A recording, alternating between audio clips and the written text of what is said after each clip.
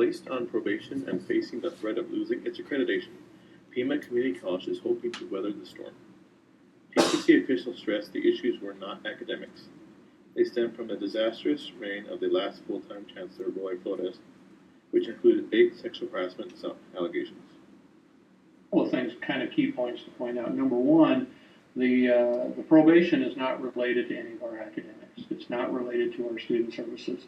The reason that the college was placed on probation were issues that dealt with administrative decisions that were made, some governance issues that had taken place in the past, and obviously there were issues of harassment and kind of culture that existed at the college. And I keep coming back to the key point is that the commission identified no concerns with our academic programs, our courses, our faculty, whether it's a transfer program, whether it was an occupational program. But basically, business is good there. And so consequently, basically, the core things that we do, nothing has changed. And the other key point is that even though we're on probation, we're still accredited. And that's the key thing that the colleges, for example, the University of Arizona, looks for: are you accredited? And so we're on probation, but we still remain accredited. And so our students can transfer just as they always have. Nothing has changed there. Students are still eligible for federal financial aid. Nothing has changed there. And so we're hoping students see really from the things that are directly impact them, nothing has changed. And there's a little uncertainty. I can understand that, because what does this mean? Because technically there could come a point where we might not be accredited. Now, my experience would be that the only reason we would not be accredited is if we don't do the things they've asked us to do, or we were to say, you know what, we don't agree with you, we're not going to do that. But that's not what the college is doing. We're taking this very seriously. Pima has agreements with the 3 main Arizona universities. It depends on each institution. So they may, like, there was an agreement with the U of A, ASU, and NAU to continue, because we are still accredited, an institution that's accredited. So our students can transfer, and they are fully in support of that. But with institutions out of state, it depends on each institution. So it would be nice if we could have an agreement with everybody, but it just depends. And of course, we would make the effort if a student wanted to go to transfer to another institution outside of the state and had questions, maybe they had questions, the institution did, we would be happy to tell them, you know, we're still fully accredited, and we're going through the process of doing a deep analysis, a self-study of the college, and we hope to be off probation soon.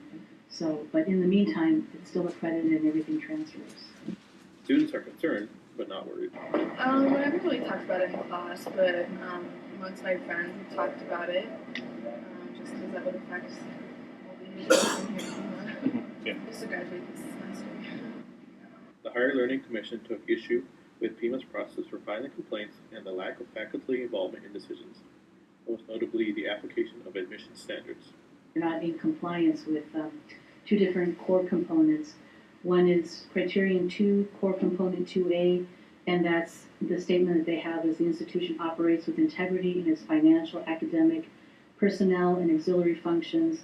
It establishes and follows fair ethical policies and processes for its governing board, administration, faculty, and staff.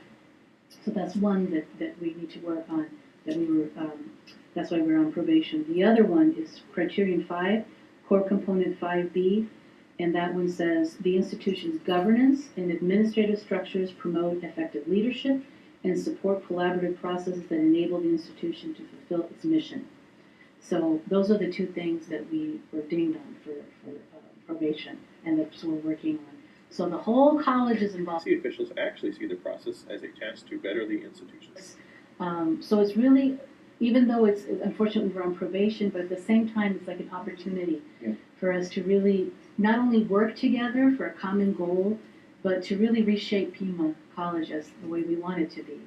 And there have been recent improvements. For example, we're back to the open admissions policy. Before we had new standards that were in place for a couple of years, but now we've gone back to the open admissions, and so we want the community to realize that, because I don't think very many people do. Administrators hope to get off probation soon. My point that I'll come back to is that we take this extremely seriously, and we fully intend to get ourselves off of probation.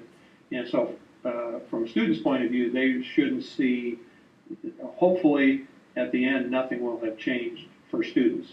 Behind the scenes, there'll be lots of processes that will be improved, services will be improved.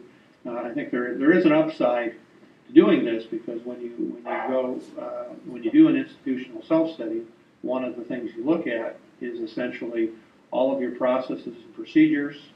The commission has 5 criteria that you look at.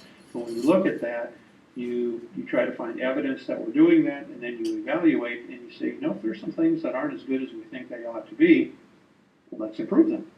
And so ultimately, I think Pima Community College is going to come out of this as a stronger and a better college. Is it a lot of work? Is it something that we would prefer to do? Certainly not, just because it is extremely time-consuming. We're involving a lot of people. We've got about 250 people across the college, and community members that are meeting every other week. In some cases, some of the folks are meeting every week, and we'll probably do that through the entire year. But in the end, I think we're going to be able to tell a good story. We might still have some monitoring to do, but that's normal, almost. Faculty, students, and the community are involved in PCC's 14 probation committees. So we're working collaboratively and partnering with community members, because that was one of the things that wasn't realized with the previous administration.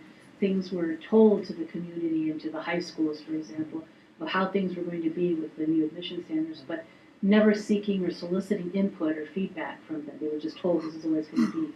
So we're also reaching out to the community.